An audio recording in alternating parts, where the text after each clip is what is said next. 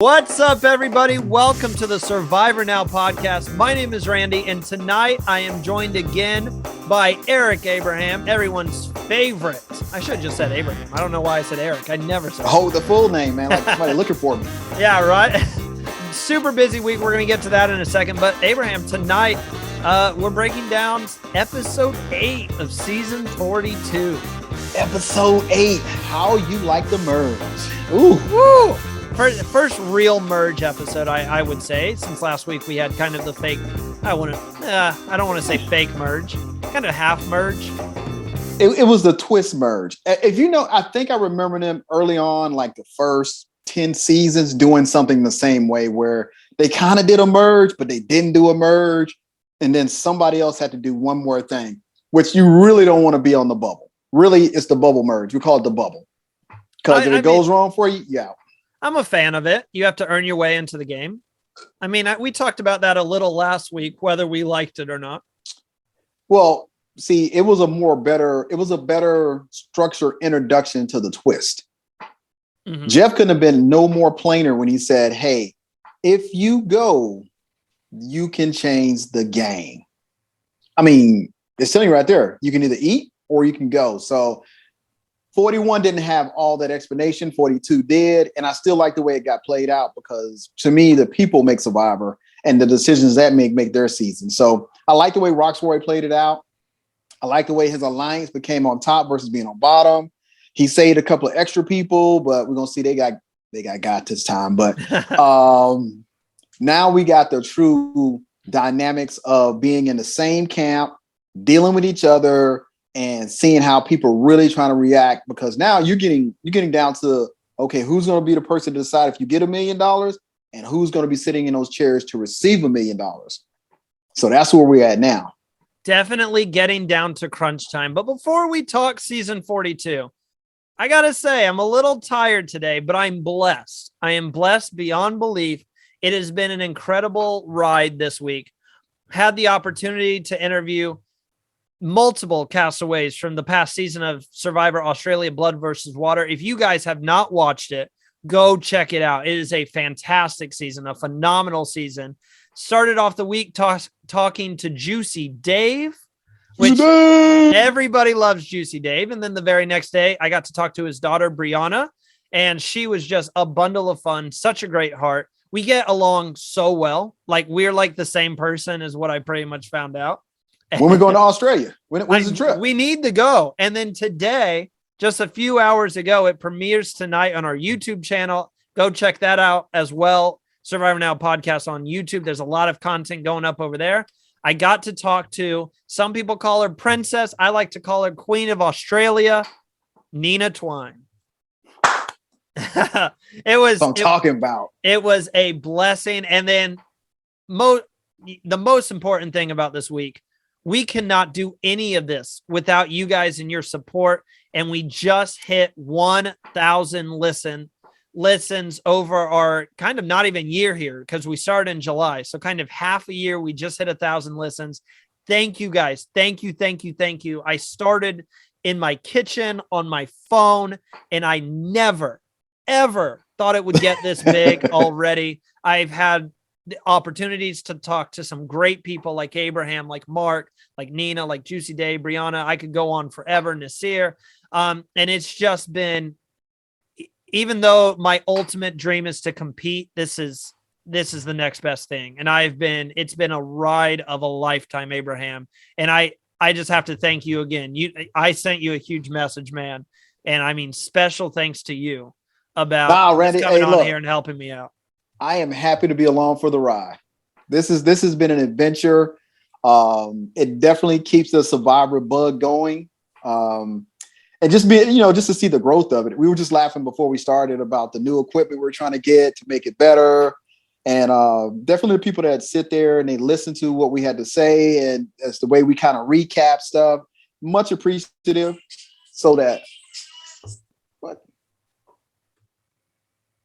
Much appreciative of them just to tune in. I mean, we all love Survivor. We get a chance to meet some of the original members of Survivor through different events. We also get to meet the new survivors that are making their mark, like season 41, the monster. What monster? Is it this monster right here? Oh, the monster. But you get a chance to live and understand how we went through our journey and excitement and stuff, and still, have fun with it. You can check out all those interviews, podcasts, and everything wherever you listen to podcasts. Probably if you're listening to us right now, just go ahead and go check them out and then come back and spend the rest of the time with us. Or like I said, you can go to our YouTube, make sure to subscribe there. So let's get into it, Abraham. I think I covered everything here. So let's get into this. So we come back. They made the merge. Everyone is now part of the new purple tribe. They end up calling it's seen in a secret scene, but it's called Kalu Kalu. We just got done voting off Lydia, which everybody's heads are all over the place. Some people get out of the loop. Some people know exactly where they are in the tribe. We kind of have this 8-person alliance running things, but I like to call it more of a 7-person alliance, and then Roxroy in case they need him. That's what I like to call it. So let me run through some points here. Mike starts off the episode, kind of a nice recap from Mike. He tells us who's on the outs, tells us Chanel, Romeo, Tori, and Marianne. I'm still shocked about Romeo, and we're going to get to him a lot this episode. Chanel knows she's in a tough spot. She's like, I'm not blind. I know I'm on the bottom, and I'm going to, it's time to start playing the game. Abraham, we've talked about it. Even Nina, when I was speaking with her earlier, said, hey, there's a certain time you got to rev things up. And that's the merge. The merge is the time that you start playing. To me, Chanel really just never got any traction.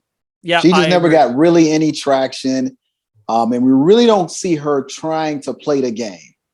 And it all goes back to, had she never casted that vote for Mike, or had she never admitted casting a vote for Mike, she could have just said, hey, I didn't make the vote. I don't know who put that vote on you, Mike. We need to find them. And that could have worked in her favor. But I don't understand it. You voted for Mike, and now Mike has a vendetta out against you. There was multiple mistakes, because she had that, and then she didn't tell Omar that, he doesn't have his vote. And Omar was willing to work with Chanel, but once he found that out, he's like, I can't trust her anymore. See, Omar, I can't really be. I'm like, I don't know where his is coming from either. I think he has more power until he gets voted out. But here's the thing: did you tell her that you didn't have a vote, and neither one of them has votes? Yeah, because the information he's accusing her of not sharing is the same information he didn't share either. I mean, you're not wrong. How can you be mad about it? How can you say she don't tell? Well, no, you didn't tell each other when you came back together after you went on that trek. Here's what I did. So this is the reason why me and you knew I have votes, because I thought you were going to do this. Chanel's not the only one who kind of is at edge with other people on the tribe. Because we get a scene here where Romeo is frustrated at Drea for leaving him out of the vote. And this is also the moment that we see Drea, and we thought they were close. They were working together from the beginning of the game. And this is when we see Drea say, look, Romeo is running around paranoid 24/7. And she's like, look, we were working together, but I got this nice alliance now. If I have to leave Romeo in the dust, so be it. I'll leave him in the dust. And Romeo, he's got a reason to be frustrated here, Abraham. I think anybody would be frustrated. I beg to differ, because I want to go back when Roxroy said, hey, we're going to flip the game on his head, and now my group has immunity. Go back to that clip where Romeo was like, now I need to take my power back. Okay. That is when he started becoming paranoid. You didn't have any power in the game at this moment, but we don't see him doing much towards the game. But he's almost repeating everything that's going on, which makes you a threat to everybody. Because now I can't trust you. I can't tell you anything. Well, and we're going to talk about that when they talk about driving that car.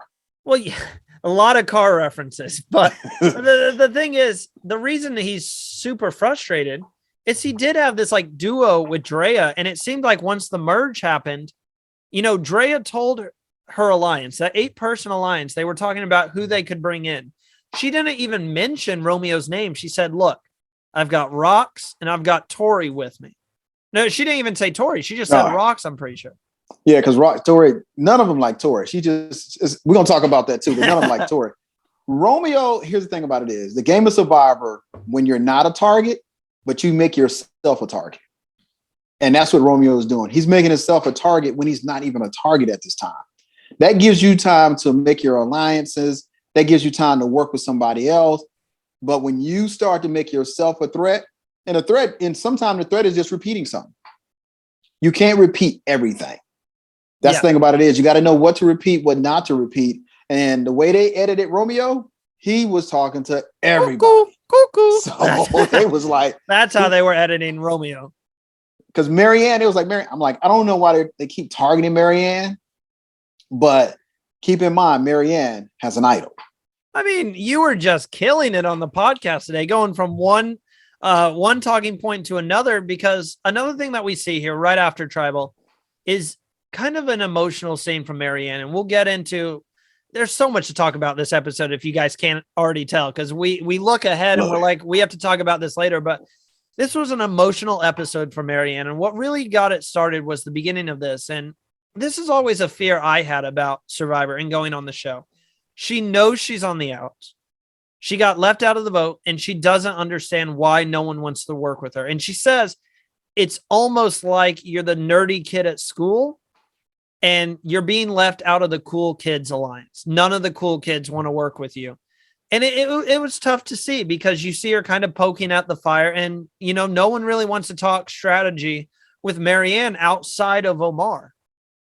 Here's the thing about it is Survivor will bring back some haunting memories, because you're dealing with people, and you would think that 18 people that got together to have this great experience would really bond off of that. No, because people have real personalities and who they really are.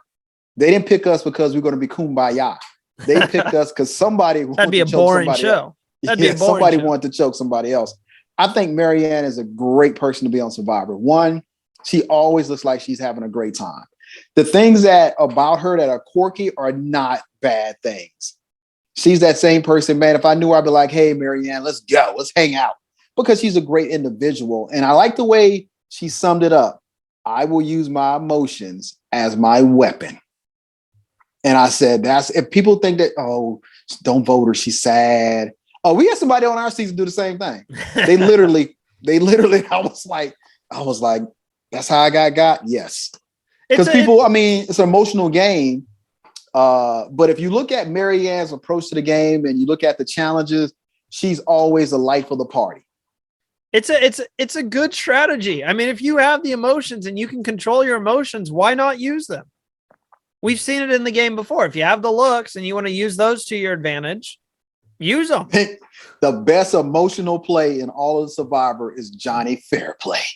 Oh, my grandmother died. I was like, one of the most iconic moments. I respected him for doing that. Everyone was so mad at him. I was like, props to you, man. I'm sure his grandma was fine with it. No, but to orchestrate that move, he stayed around a little longer than he should have on that move. But just that's an emotional move, because think about it. At that time, all the families were coming to visit. You already emotional.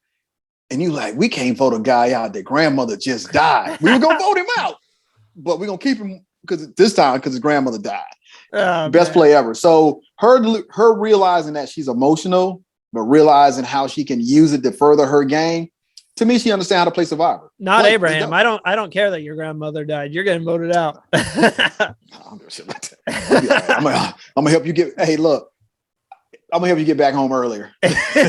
So love it. That is why you're one of my favorites, Abraham. Yeah, I'll say how it is. Hey, give me my wallet back. I'll get your plane ticket. You got a funeral to get to, so let's go ahead and send you home. So we got an awesome line here. I mean, if you aren't in love with Mike as a character or a player yet, then what is your issue? Mike has this line. Hey, you know, he's representing the older guys out there. He represents the 15% off at Denny's crowd is what he said. And I was like, what is he talking about? You get 15% off at Denny's? I think if you're older than 50, you get 15% off at Denny's. I can swear it's like 60, but I've never gone to Denny's and say, hey, I'm 50. Do I get a discount? No one wants to. Mike went on a tangent about, I'm like, I've never really think about it. 50 and 49 are the same thing. Yeah. It's not like you incredibly aged 20 years between 49 and 50. So I think it's 60. I think it's 60 or 65. Okay. But I like the fact that Mike is Mike. Mike, you get what you get. That's why he's still trying to drag the crazy Chanel thing, through the mud. The crazy thing is, and why everyone loves him, Abraham, is he is willing. He's a people person who just wants to learn stuff that are out of his comfort zone. We immediately go from that scene where he's joking around to he wants to watch Omar pray, because Omar already talked to us about his religion, and this is something that Mike isn't, used to. And Mike asks, can I watch you pray? Mike watches him do his thing. And then Mike said, you know what? It's really no different, and that's something that he didn't know. And it was a really beautiful moment to watch. And he's had these moments already with like Hi and Romeo. Where he just Jonathan. With Jonathan, yeah, where he sits down and he just talks to him. I'm really starting to think that Mike is like America's favorite, because he's literally just a man who wants to talk and get to know the better side of people. And it's really incredible to watch. I like Mike. And I got to give him credit that he's open-minded. A lot of people would kind of step back when they say, okay, you're a Muslim and you're praying. And why are you praying here in Fiji? What, you going to leave your religion at home? It's not. And one thing about Survivor is it's an opportunity to get to meet people outside of your comfort zone, outside of your circle, and get to know them and ask questions. I think one of the biggest things that we have in this world that's a hindrance is people just don't ask questions. Don't be fearful that you think the question is the issue. Sometimes it's how you present the question, but if you got a question, just ask the question, and Mike, I can't get on Mike. You're 51, Mike. You ain't that old, so stop. No, Mike is 50. I thought he was 56 or something. Yeah. Okay, Mike a little older than Mike does represent the older spectrum of the 50 group, but he's out there. He's in good shape. He's taking care of himself. And I always say that, always be prepared to take advantage of an opportunity when it presents itself. So Mike was a firefighter. So you got to know what Mike was doing, and he's out there, but he's in great shape. He's competing, and you got a 20-year-old sitting over here. You got a 24-year-old over here. He looked better than Roxroy do. So, well, the thing is, dude, these moments are so beautiful, because I could be wrong here, and no one knows other than Mike, but I truly don't see these moments he's having with his fellow castaways as game moments or something that's going to help him advance in the game. It really does feel like he's just doing it to get to know everyone. No, and that's the thing about it is if you don't take an opportunity to step back and enjoy those moments, because remember now, they film you 24/7. We only, as a viewer, only get 45 minutes. So you have plenty of time to get to know your fellow individual, that person, who that person is. Like everybody on Yasa Tribe, I knew everything about them. So, but because we all communicated. And then the rest of them kind of fell in place as we all got to know each other through votes, or we met after the show, but we got a chance to meet each other. And that's the thing about it is, everybody's not going to like everybody, but if you have the opportunity to be on Survivor, there will always be a group that will always be connected by Survivor. What? Everyone's not going to like everyone? You're crazy. Hell no. Hey, look. There's still people from season 1 who aren't talking to each other. Still mad about some stuff. I'm like, I'm really not going to carry that long, but I'm not mad with anybody from season 41. Are you sure, Abraham? No one? Yeah, I'm good. I just saw him in March for our finale party. I'm good with everybody in season 41, and throughout the year I'll see them. I'll see Brad and a couple of them in June, and I'll see a couple more. I'll probably jump on a watch party with Bryce and Wendell. Oh, because they forever putting on a watch party. I can drive now, so we need to coordinate that. Yeah. I think he's in. I think I need to ask him now that we know what some dates are. I need to ask him what they're going to do, and I'll determine where season 41. It'll be nice if they brought season 41 back to be a part of the finale show with season 42. That would be incredible. I'm gonna put that out there. It'd be nice if they'd be like, you know what? We understand season 41 didn't have a finale show. How about y'all come and y'all see? Hey, represent the pandemic Survivor group. That'd be pretty cool. If you guys didn't hear today, It was announced by CBS. We are having a season 42 finale episode. We're back to the 3 hours of Survivor that night. 3 hours. I will be at somebody's reunion party. Abraham is not happy about 42 having a reunion show. I'm not happy about them getting one. Yeah, I know. Still mad about us not getting one. So it's a difference. I'm happy that they realize how. And here's the thing about a reunion show: it's an opportunity to come back together and let people see it was a show. I really don't want to choke this person here in person, or to deal with some issues after you've had some time apart. Because sometimes you just need some time apart. Because we're in the gritty part. We're in a no food, you like, I'm going to kill you. I'm tired of you. And all you have on your side is a vote, and you need 4 more people to help you vote that person out so you can get some peace that night. But once you do that, then you can come back together. So that's the part about it. I'm glad they get the opportunity. I'm just wondering if it's going to be in LA or not. It'll be interesting to see. Maybe they'll take it back to New York like it used to be. Who knows? Back in the old seasons, it was in New York. I saw they just did a review, a watch party in Chicago, and I was looking at Xander, and I was like, he still got a jacket on. I'm not going up there. Too cold for Abraham. So yeah, he will not be hitting up any watch parties that you guys are holding in Alaska. So don't even send him the invite. It's 80 degrees in Texas. It is a nice 70 here, and we're loving it. That is like beach weather for Indiana. But let's get to this reward challenge. So it's a basketball challenge. This is one we've kind of seen before with a different take. Basically, you have the buoys that you jump into the water, or if you're Jonathan, you swan dive like you're the new Aquaman into the water. And then you have to untie the buoys. You get 5 of them, and then you have to shoot them in the water while 2 people are rebounding. So before we get into the reward and the challenge itself and what happens, we get a taste of fourth wall breaking Jeff here.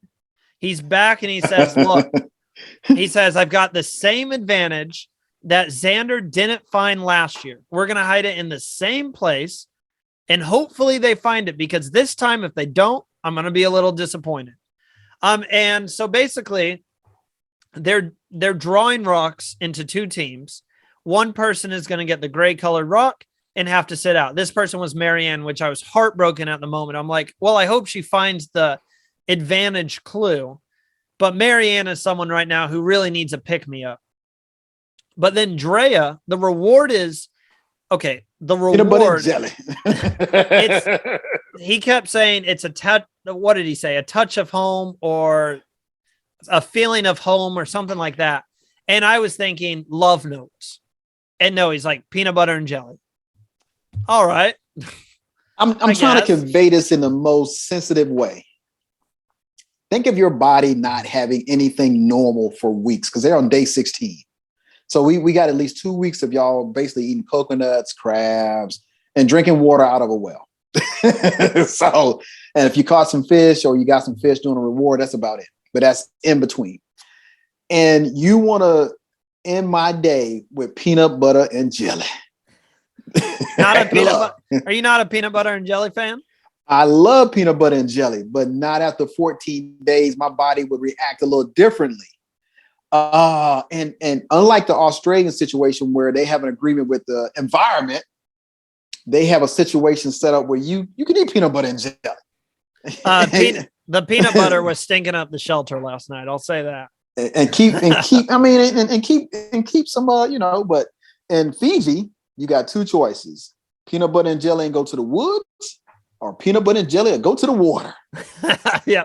One of listeners and viewers, you figure that out. But that's how peanut butter and jelly is. So I've been just like Drea. She said, I don't like peanut butter and jelly. She has a very good fitness background. So the peanut butter, I'll be like, they do a lot of peanut butter stuff and fitness stuff. But I like the way, and I think there was a bonding moment for her and Marianne after they had their dispute at the last tribal council, because nobody had to volunteer. She still didn't have to eat the peanut butter and jelly. But she said, I don't like peanut butter and jelly. But I don't think she knew there was a clue there. I think she looked for a clue there. We saw fourth wall breaking Jeff multiple times this episode. Are you a fan of this fourth wall breaking Jeff, or is it kind of getting old at this point to you? I think he got to get his rhythm. I like the way it's almost if you're looking at a TV show and they put a real-time clip in of a real-time clip. I just think he has to get a rhythm of how it fits in. I like the way he's conveying information. I like his little kind of sneak peek into what's going to happen. I just think there's a couple like they're tweaking season 42. A lot. Season 42 right now is a lot of season 41. We're just going to redo it. Yeah, but they're learning from what they saw in 41. They're learning in what the viewers said in 41, and they're making the changes. Do we really need to see Jeff every time they got a challenge? No, we don't. Well, Drea finds the advantage, so Jeff isn't disappointed. He would have been pissed if she did not find it. Hold on, Randy. I'm sorry. I got to give honorable mention to the best 2 dives, the best 3 dives in the challenge. Jonathan, number 1. Who? Lindsay, number 2. Lindsay, really? Did you not see Lindsay dive off? Lindsay was neck and neck with him on the challenge. Lindsay dove with Jonathan, but I think I was too busy man crushing over Jonathan's like 10 out of 10 to notice Lindsay's. You got to look over there. They're the only 2 people that actually dove into the water. And don't you say who I think you're going to say. Don't you say her. Marianne for screaming the whole way down. I was like, so when do you close your mouth? Because it's a lot of water down there. And it's salt water too, which I hate salt water. But Marianne screamed the whole way down. What is she screaming about? She's having a great time, man. She's just having a great time, and I love it. Oh, it was literally, she walks up the stairs and instantly just starts screaming, like bloody murder screaming while the entire run-up. I love it, man. I think it's if you're not going to have some fun, why you out there? Well, it's another challenge that based off the edit comes down to the wire. We don't know how close it actually was, but we know it at least finished 5-4. Basically, Omar's shooting and he looks like buckets. He is literally hitting everything. I mean, Omar is a secret basketball star. And then it was Roxroy who could not hit the shot, could not hit it to save his life. Abraham, get out there and teach this man how to hit a jumper. So he should have just went with something simple. We're trying to pick up something that's not heavy, and we're trying to shoot it like a regular basketball. Should we reflect back on our young JR from our season? JD, money. JD from the finger roll? Money. Here's the thing. You're trying to figure out how to get it in that little hole. And it just was a Roxroy, because that's what Jonathan said. Hey, I'll do it. Jonathan swings back over. He said it in a nice way, but I looked at my family. I'm like, here comes Jonathan to say, all right, move. Basically. Just get out the way. Because he asked, he said, you mind if I give it a try? And he was already heading back to get out of the water. He was already coming back and let me get a try. And in the game of Survivor, that's either a power move or that's a death move. So you just never know how it's going to work out. Oh, that was a power move by Jonathan, because Jonathan once again reminds us why if he's on your team, you're eating. You're eating. And hey, look, they got the W. That was a win. It's got to be bad. Omar looked mad after Jonathan came back and beat him. He did not look happy.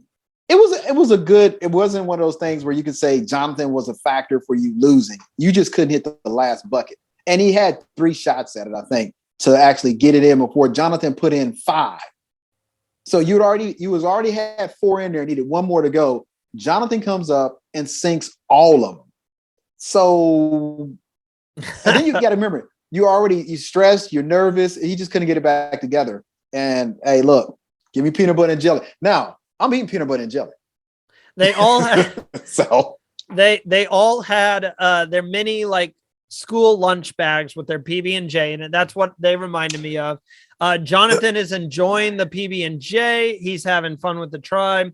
Omar feels in a wonderful position. He says he's playing kind of everybody. You know, he's got everybody. He's got eyes on all sides, and we've seen this before. If he can play this the right way, Abraham, Omar could go really far in this game. But if 2 people who are on separate sides find out he's playing everyone, that will ruin his game. Yes. He's right now, I'm giving him credit for a great game because he's not too much and he's just enough. So he's not where Romeo is too much. But we still got to remember Chanel is on the chopping block. Well, no. Tori's on the chopping block. At this moment, yes. Tori is the name that everyone's looking at. Romeo kind of as a backup is what I'm kind of hearing. And then Drea steps off to the side, reads her advantage that she got while sitting on the sit-out bench during the reward challenge. And it says, go to the well, take 5 paces. Sorry, this isn't going to be word for word. Basically, 5 paces to the coconut. Look for the coconut. She finds a coconut that looks cracked open. She kind of digs a little bit, moves stuff aside, and she finds this hole. And this hole is filled with red paint. I thought that was great. And that's why the advantage she found, it said, I forgot to mention this, it says beware. It's another beware advantage. So she finds a hole with red paint, sticks her hand in it, pulls out this little capsule, opens it up, and it's an advantage we've seen before. We saw it in season 41. It's the knowledge is power. Yes. Knowledge is power. Abraham, a lot of people, I just went on the Slaying the Dragon podcast last week, and Scott, who is one of the anchors over there, he hates the knowledge is power. That's like one of his least favorite advantages. What do you think about the knowledge is power? Being able to walk up to someone and say, hey, you got an idol? You got to tell me yes or no. Here's the thing about it. It's a part of the game. It's a part of the game because Liana had that same, she had that same one, but they knew she had it. And Xander gave his idol to Tiffany, I want to say, for that. So he didn't have an idol. So I think it's another level of gamesman. You get a chance to go in there because now Drea knows that Mike has an idol and Marianne has an idol. So in essence, that gives her 2 idols. So there? So, yeah, that gives her 2 idols. Give me just a second. Where's my button at? So that gives her 2 idols. Now you're looking at it. You have the ability to be able to change the game at multiple levels.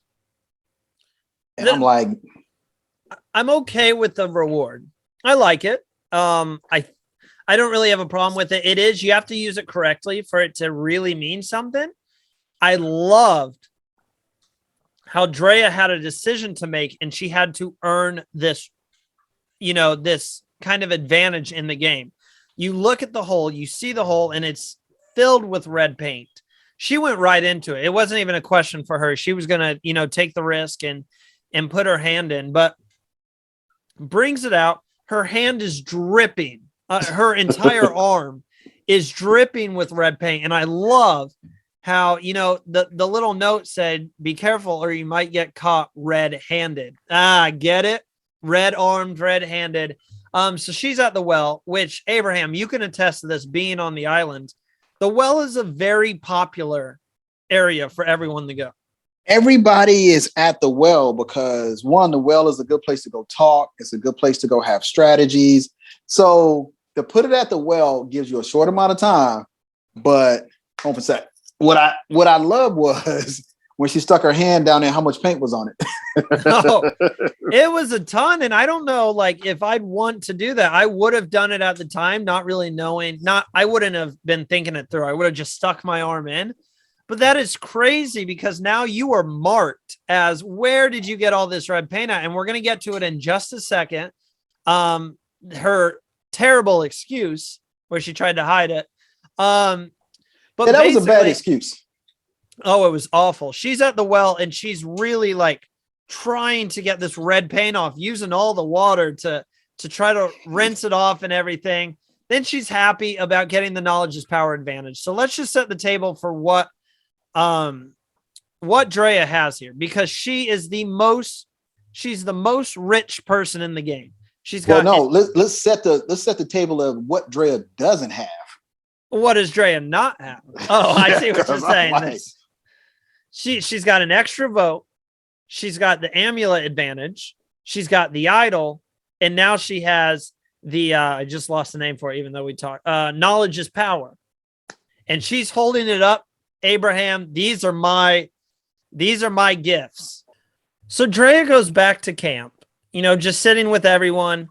And Tori notices, she thought she got all the red paint, but Tori notices on the back of Drea's arm a little bit of red paint. So she says, oh my gosh, are you bleeding? And my first thought is, Drea, just go with it. She literally gave it. Just say, oh man, yeah, I should have. Oh man, I thought I must have hit it on a stick or something. But no, she makes up a story. And this is the first incident all game that I really felt, what are you doing? Like, this was a bad move by Drea. She goes, no, I just got some paint on me after painting the flag. Nobody touched the flag. It wasn't even moved. The only good thing about that is nobody really wants to work with Tori. That's the only good part about that whole scenario and that exchange, because now you like nobody really, because of course, Tori goes and tells. Yeah, she goes, from what we see, she goes and talks to Marianne and says she had paint on her arm. So something's going on. You just don't know what it is. But Tori's not in good favor right now. She's still wearing the immunity necklace from her last win. So you can kind of say, okay, we're going to sit her on the side right now. You don't think anyone's going to believe her? Like if she goes to everyone and ends up saying, Drea has something. I found paint on her hand and she said it was the flag and no one's even touched the flag. I think her and Romeo are twins right now because they're just too all over the place. So that works in Drea's favor for now. But if Tori ever survives long enough to get some power, oh yeah, Drea's gone. Well, she might survive long enough because let's get to the immunity challenge, Abraham. So it is a buoy balance. You take a buoy and you have to balance 2 sticks while balancing on the small beam. But we're not going to see everyone take part in it because this is another thing we saw from season 41. And before we get to it, Abraham, I told you going into this season, I did not want season 42 to be season 41 part 2. And it's starting to feel like that just because they're bringing back so much, which is fine. Like I'm not saying anything bad about your guys' season, but let's do something different. You know, we did that stuff. Let's not do the same exact thing, but they pretty much are doing the same exact things with a little twist.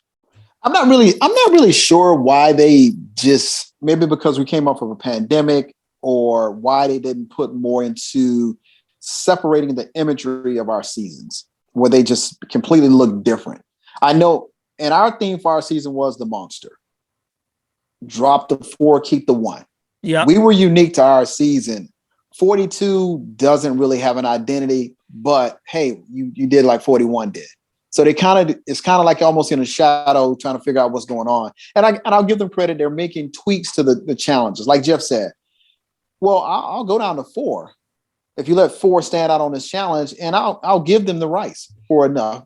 But at the end of the day, are we looking at the challenge or are we looking at how the people are going to respond to what to do in that challenge? Because we see when Marianne comes in, she's really emotional about sitting out.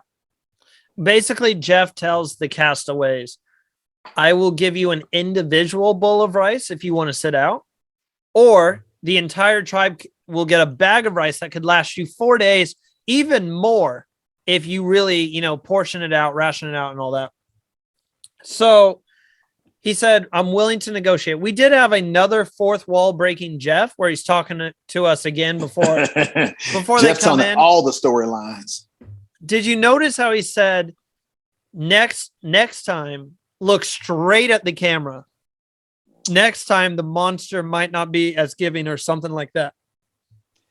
I don't really, and I heard that too. And I was like, I don't think you can use that next time. I don't even think you can use that whole build up to Survivor. Well, is he talking about season 43? That's what I was thinking. I wouldn't use that. It only worked at one time on season 41, where all of our PR stuff was, hey, the monster is going to be even more deadlier now than it was before. And then when you broke off into our season, no rice. Yeah. When you do it in season 42, it's like, well, we already knew you weren't going to give them no rice. It's not anything new, no impact to it. My mind was just instantly, there's going to be like a new twist in season 43 where it's going to be even harder. And Jeff is like, it's like, season 43, Unforgiving, or something like that, where it's like he just gives. It makes anticipation is good. Yeah, the anticipation of what season 43 will look like in comparison to season 41 and 42 is going to be interesting.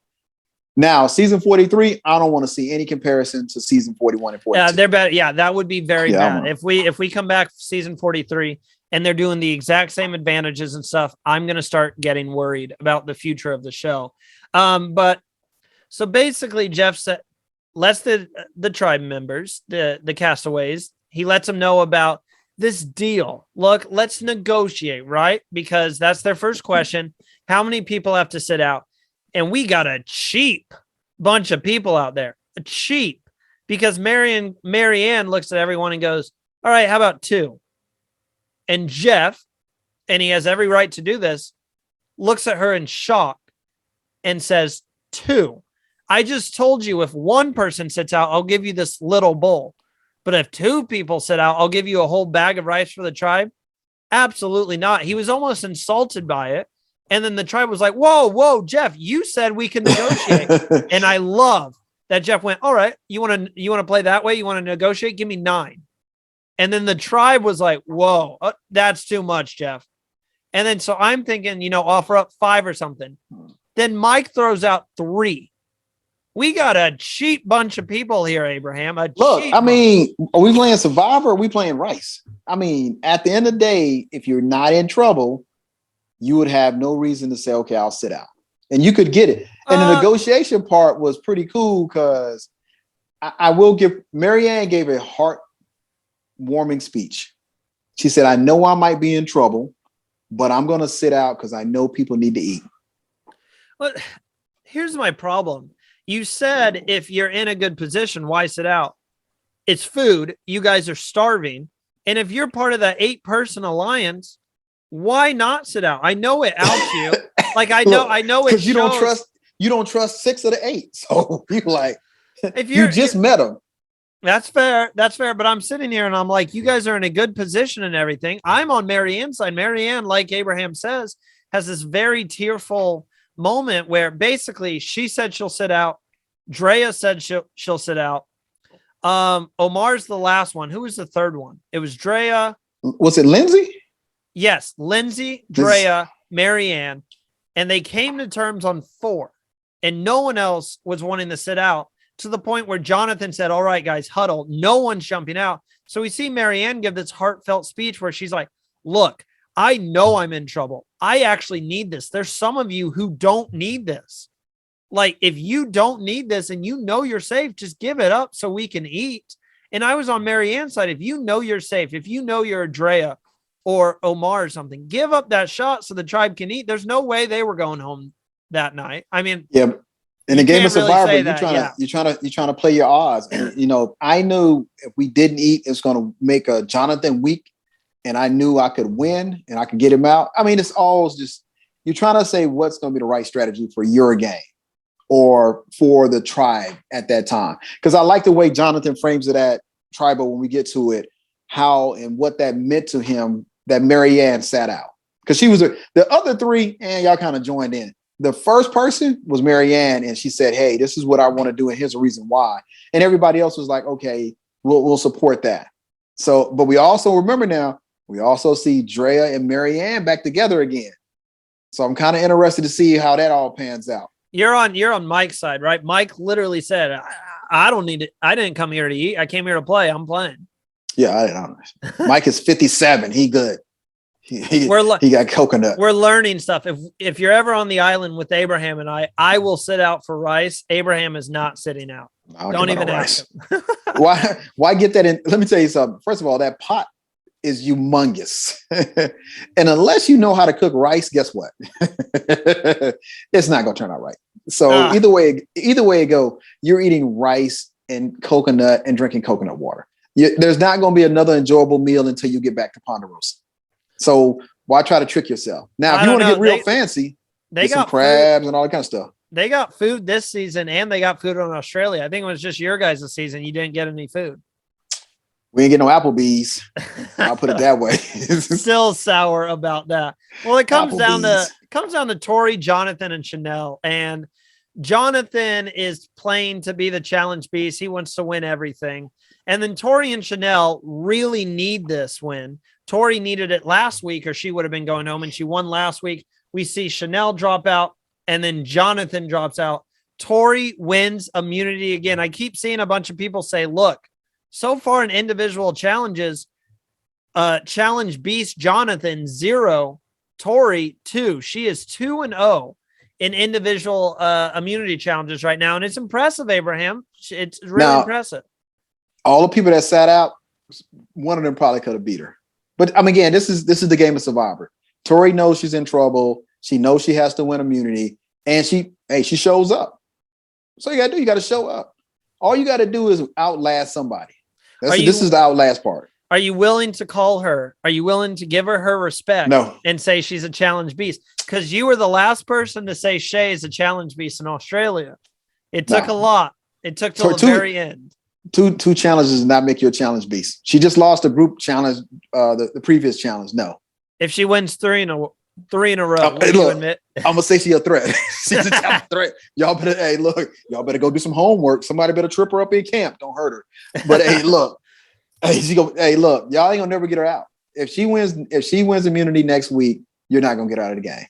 Yeah. And that's when the game starts to turn, because the person that you want to vote out is not available. So now you got to start eating your own. So we know who probably is on that list. Romeo, you probably on the list. Chanel on the list.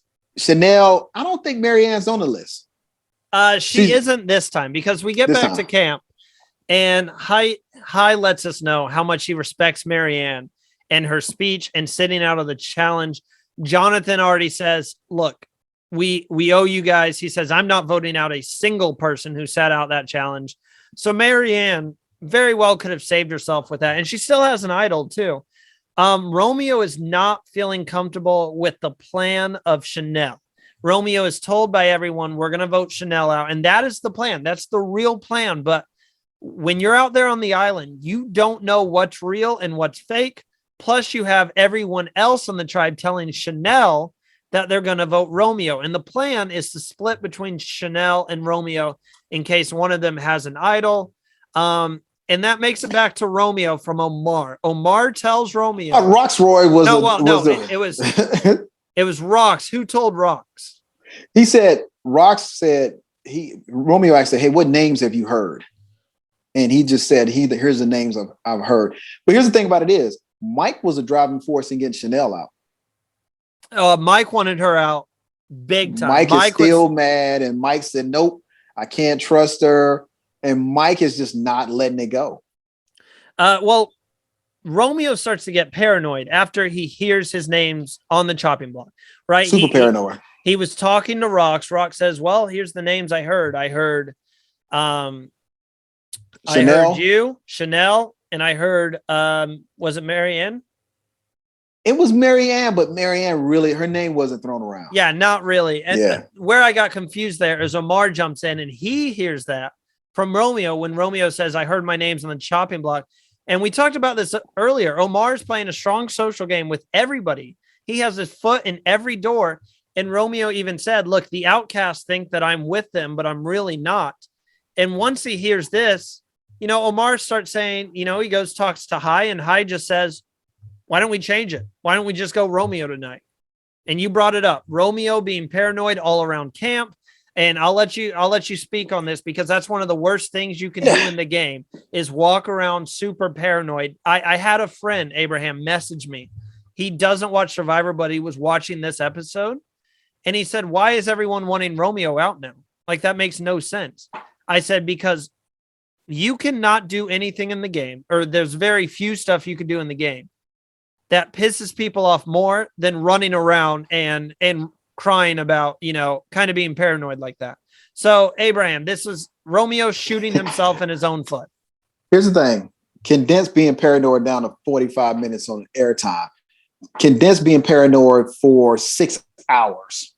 You just aggravate. You just become annoying at some point. And that's the thing about it is, it at this point, 16 days in, it don't take much to annoy each other. So, and what Romeo is doing is he wants to go talk to everybody. No, feel comfortable in what you do and let it play itself out. It's either going to work for you. It's not going to work for you. But here's where I say again, he was not the target.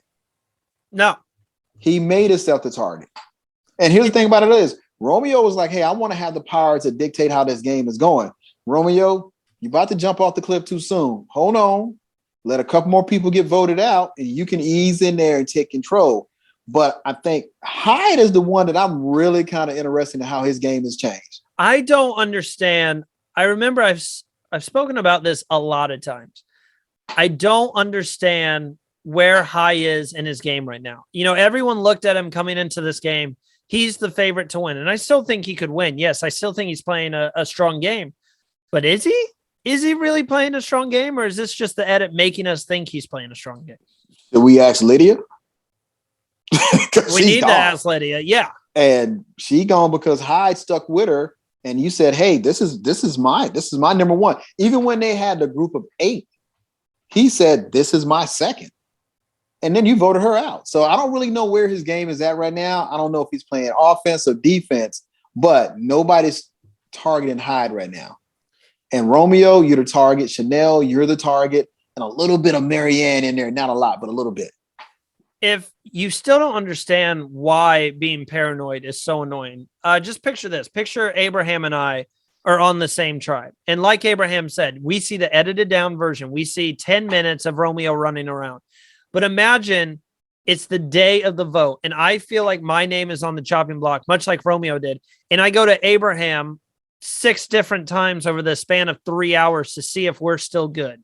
I just keep going up to him. Hey, we still good? Hey, we still good? I'm really worried. Yeah. Are we still good? After that second or third time, Abraham's going to say, Randy, stop asking. I already told you we're good. That's why paranoia is so annoying in the game. And we only see a glimpse of it, but it's a long time in between the challenge and actually getting ready to go to tribal. And sometimes you just want to decompress. I feel like a therapist. I feel like Tori should be a better therapist at this point with him and be like, hey, I know y'all got to decompress, but she has an immunity necklace around her neck. She's not even worried about it. Well, as you said, Mike is really the driving factor, and we'll get to all the car references by Jeff. He's really the driver in this position of getting Chanel out of the game instead of Romeo, because the vote starts to change. Everyone starts kind of leaning towards, let's get Romeo out. Chanel, she knows her name on the chopping block, but she says, look, when you're paranoid and you're running around and you're talking to everyone, you just shoot yourself in the foot. Chanel does nothing, which we'll get to that when we talk about her going home. Chanel does nothing. She sits down, and it almost saves her here because everyone else is like, let's just vote out Romeo. Chanel has done nothing today. She hasn't been running around. She isn't annoying us. But there's one man who refuses to let that happen, and that is Mike. They go to Mike, and Mike goes, nope, I want Chanel out. My vote's going to Chanel regardless. He tells Jonathan, I am voting Chanel. I don't care what they do. And Jonathan says, well, I wanted to ask you, brother, what you were doing. And I think those two, I think they're very, very close, Abraham. There's a few people in the merge that are kind of easy targets. Tori, Chanel, Romeo. And I kind of throw Marianne a little bit, that are easy targets to go right now. Because they're not in a big group. So, okay, we're just going to pick them off one by one until something changes. And that's really how Survivor kind of pans out. In your own tribe, you didn't get any alliances. So you're really going to be hard for you to get an alliance when you become a part of a bigger tribe because you got people saying different things. That's how Tori got thrown on the bus. That's how Chanel got thrown on the bus. Because when their tribe, when they had to merge, they was like, no, don't trust her. And she tried to throw Roxroy under the bus when he came back from the hourglass. So, and you kind of see this stuff and you be like, well, maybe I can't trust him. And all you need is something little. Like Romeo was like, not Romeo. He was like, oh, she didn't tell me that I didn't have a vote.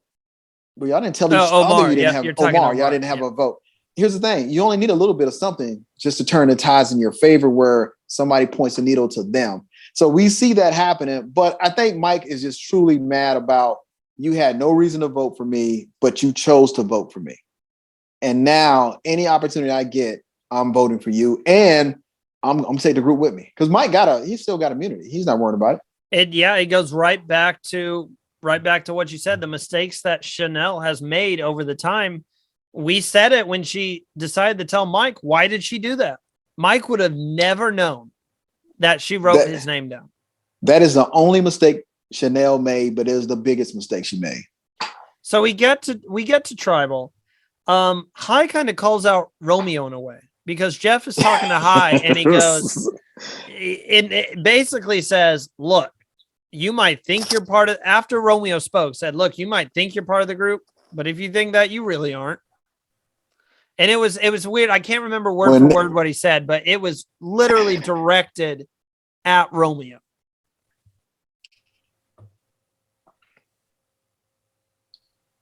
When we introduced this car ride, comparison shopping conversation about riding in the car, but everybody kind of just ran with the theme of riding in the car. And I think the best one was buckle up, put a seatbelt on. I said, what are y'all doing? Romeo's full line. If you're in the driving seat, you need to understand when to hand the wheel over. And if you don't, you better have your seatbelt on. And that's how they left Tribal. And it was just wild, just to hear everybody kind of go back and use the driving analogy and everything they said. I put in my notes, I said too much car references, too many. Yeah, and here's the thing about it. Jeff's responsibility in tribal council is to stir the pot.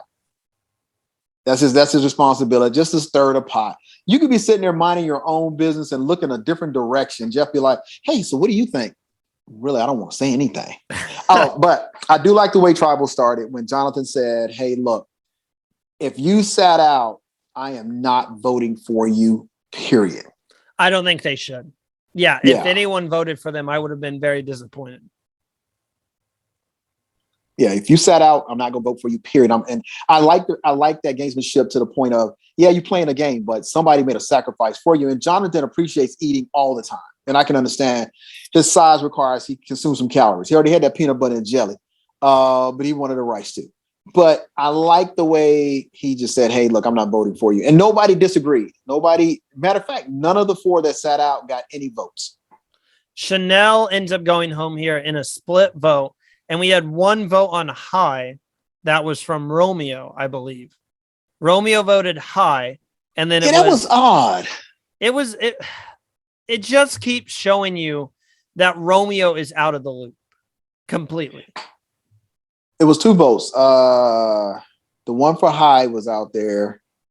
I think it was just some people. Two voted for Romeo and the rest voted for Chanel. Yes. So the two votes that Romeo got, where were you? So they not on. Those are the ones you need to look at and say, okay, who does not have it on? It was Marianne and Chanel were the two votes on Romeo. And that's the thing about it is they're out of the loop. So yeah, it was pretty much the alliance came to terms on Chanel, and like we said, it was Mike who was the driving factor. What did you think about Chanel's game? You said earlier that she never gained traction, and I said the same thing. I think I messaged her and said, "Sorry to see you go. You just she was never able to get her footing in the game." She played it was a quiet game. You know, some of it's up to editing, but we really never saw Chanel. We never saw how her game was going to be developed. Considering, the amount of time she was there. And like I said, the one mistake she made was she confessed to voting against Mike. If she didn't confess to voting against Mike, Chanel would have been a part of the alliance and she wouldn't have been on the chopping block. But once she placed that vote and then I ain't saying you got to be dishonest to play the game of Survivor, but I would omit a couple of things from your natural personality just so they don't get you in trouble. And that would have been it. I've been like, man, Mike, who voted for you? Who made that mistake? And then I'd throw somebody under the bus. I think it might have been somebody else. But I'm here with you the whole time. And that's the thing. That's Survivor. Outwit, outplay, outlast. Well, once again, Abraham, I come last place in our pick'em, our winner pick'em. I picked Brianna to win Australia's Blood versus Water, and she was out second. I picked Chanel to win, and she was the first one out among all of our winners. And once again, I'm finding out that I am bad luck. So if I say your name as my winner pick, I apologize because you're not going to win. Look, Survivor is a game of ups and downs. You never know. Who was your backup winner pick? High was going to be my original winner pick. Yeah, Hyde is funny as all get out too. He's a fun guy. Looking to next week's episode, it looks like there's an all guys alliance forming, which I knew was a possibility because you have Jonathan, Mike, and High who just love each other. Okay, just bring in Omar and Roxroy, and there's a 5-guy alliance, and then I guess you could bring in Romeo as well. Here's the problem with that group right there. I wouldn't put none of them in charge. No, because here's the thing. Okay, look at how they play things out now. Mike, once he grabs hold of something, he's not gonna let it go. That's not really good for the whole overall mission of trying to get to the end, because you're getting stuck on one thing. Jonathan, that is not his game. Jonathan is going to have to be with somebody to move forward. What's just not being his game? physical, Like the guys' alliance? just being trying to use that strategy, because now you have to throw Lindsay under the bus. So you're just going to throw her under the bus, and we see some of that act out where you're like, hey, you're not seeing the big picture. You in a Roxroy, we haven't seen a lot of editing for him yet, but we're going to see how outside of the hourglass, we really haven't seen Roxroy's game. So He's getting the Erica edit. Yeah. Hyde, yeah, he probably could do something, but I'm gonna have to go with Omar. You like the position he's in right now. Yeah, if Omar is not leading the guys' alliance, it's not gonna work. I've been saying for weeks now, ever since I knew Chanel had no chance of winning the game, I think Omar's in the best position to win this game right now. I love the game he's playing, and he doesn't have all the trinkets like Drea has, but I think it's going to harm Drea in the end. I think we're going to get to a point where Drea has so much stuff and she loves all of it that she just refuses to play it. Maybe a Mark and Sam situation here, and I could see Drea being blindsided. Well, they already got, if Tori stays in the game, Drea's going to get blindsided, but she has to get somebody to work on her side. And right now, Drea just has too many people. We have what? How many people are left? 10? 10. Yes, 10 people 10. left in the game. So you really still have too many. You need to get down to 8. So if you had 10, we need to get down to 8 or 7. If she can get down to 7 or 8, then she can kind of, she can play everything. She can say, you know what? I'm going to play my basically steal an idol gift. She can take that idol, play it if she needs to play it, or just take it and play that idol, play her idol. She still has the amulet. She can play that. So if you get down to 7 and she's still in the game, she can use everything up to get down to final 3. If she's willing to play it, that's going to be the thing. As long as she doesn't turn into like a Survivor hoarder over here who just holds everything. Now, whoever you take that idol from, they're coming for you. Yeah. So if you take it from Marianne, you better hope you voting her out that night. If you take it from Mike, you better hope Mike being voted out that night. Are you talking what about the amulet advantage as well? That's still in the game. You have Lindsay, High, and Drea. Remember, if like Drea votes out High, that amulet advantage becomes even more powerful. If she votes out High and Lindsay, it's now, it's now an idol. Okay, so let's see what the one vote being cast on Hyde does to everybody, because nobody knew who cast a vote. So, but Hyde's going to know somebody threw a vote on him. He may assume it was Romeo, but we're going to see what the backlash is to that. If he assumes it's Lindsay or Drea, which is only one vote in a group of that many. So as long as Hyde doesn't get paranoid, and I would rather see Lindsay and Drea kind of get together and say, okay, we're going to team up. And that's their biggest concern. Who teams up with who? But these next 3 episodes is going to determine, it's going to give us a clear-cut idea to a certain, I won't say clear-cut. These next 3 episodes are going to show us who the possible winner of season 42 is going to be. The overall point here is season 42 is picking up. It is ramping up. And if you've decided to live under a rock and avoid it for whatever reason, you better get to watching, because it has been insane. We know the storylines. We know the people. And look, it is a roller coaster ride. They gave us a sneak peek of next week. We still don't know what's going to happen. Well, for the first time this season, we had a fantasy contest where you guys could send us your fantasy teams and compete alongside us, the anchors here at the Survivor Now podcast. Abraham, myself, Will, and Dylan. I'm going to give you guys an update. I'm going to give you the top 3 as of now. So with the team of Lindsay as his winner pick, Jonathan, Marianne, and Drea, he's the only guy who has all 4 of his players remaining in the game. Abraham leads with 66 points.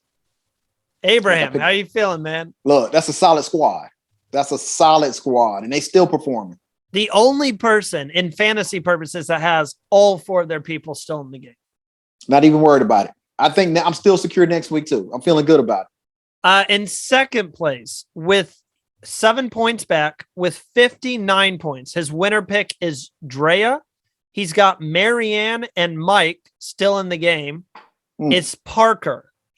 Parker is in second place, 7 points behind Abraham. So congrats, Parker. And then in third place with 52 points. So you're talking 14 points behind Abraham. He's got Mike as his winner pick.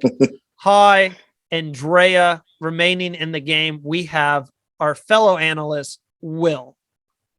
Yeah, man, Will's been around me, so Will game is maturing. So well, what about me, Abraham? I'm third. No. I'm like third to last with 39 points. We try to bring you in the fold, man. You just didn't want to listen to me and Will. We try to bring you in there, guy. You have 66 points leading. I have 39, where my winner pick was eliminated in Chanel. Zach went first overall. He was the first one out.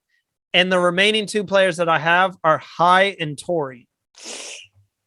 Ooh, and Tori only hanging on because she's running immunity. So it's looking a little dicey for you. I mean, I'm not as smart as I think I am when it comes to my winner picks suck and my team suck. Hey, the good thing about it is they'll be over at Ponderosa. Yeah. So, I'll get to enjoy him there. That's a good thing. Well, thank you guys so much for tuning in with us today. It was another fun week chatting Survivor. A couple things here. Like we said, season 42 will have a live finale. They've set the date, May 25th. So we will be recording, I believe, on the 26th. We're not going to record that night because it's a 3-hour episode, and it would be done for Abraham at 10 o'clock at night.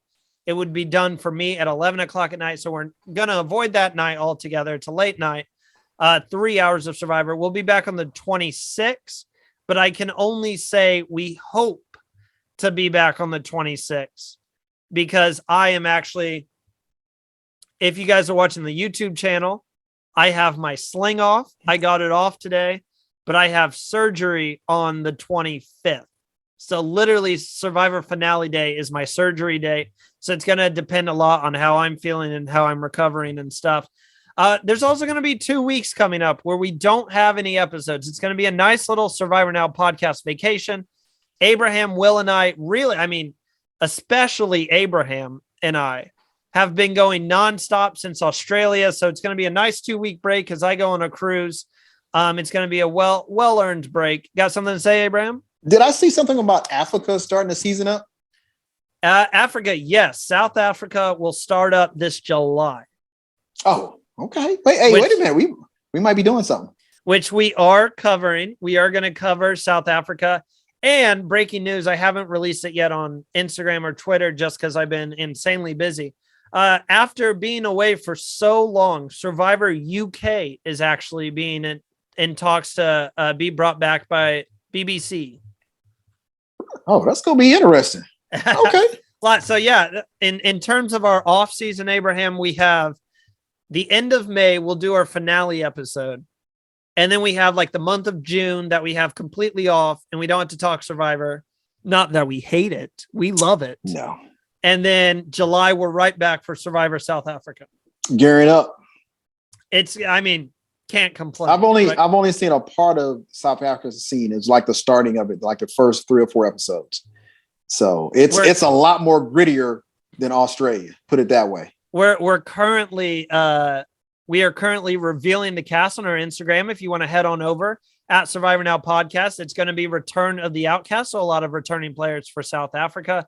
Go check out the cast as we continue to release it. You can also catch our individual bios in our main Instagram, the at Survivor Now Podcast. But Abraham, you want to throw out your Instagram username here for everyone? You can catch me on IG, Abraham_99. Did you froze for a second? Oh yeah, we lost you for just a second. Go ahead. You can find me on IG on the Abraham_99. I'm usually out there just saying some great things and acting up on Survivor. Always post amazing recaps right after the episode airs. It's fun to watch. When are you going live, Abraham? You know what? I'm gonna go live next week. I'm gonna put it out there. I'm gonna go live next week. I may do right after the show. I may do a live. Okay. So instead of doing a taping, I might just go live right after the show. Well, or I may go live before. I don't know yet. So I gotta work it out. I gotta work my mic situation out. That's really what I gotta do now. I gotta work out my mic. Am I hearing a pre-show maybe? Get on live and talk pre-show like? If I can get my mic, I'll let you know, Randy, so we can all jump on live together. I just gotta check my mic out. So guess what I'll be at this weekend? I'll be at Best Buy or I'll be on Amazon. If you're in any of the Best Buys in Texas, check Abraham out. Yeah, I'll be in Best Buy looking for a mic. I want to be able to look at it first. So I'll probably jump over there tomorrow. Well, thank you guys again for tuning in. Don't forget to go and subscribe to our YouTube page. If you're watching this on YouTube, just go ahead and hit that subscribe button. Also, give us a follow on Spotify, Apple, Google Podcasts, or wherever you guys listen to this. And I guess we'll catch you guys next week for more Survivor.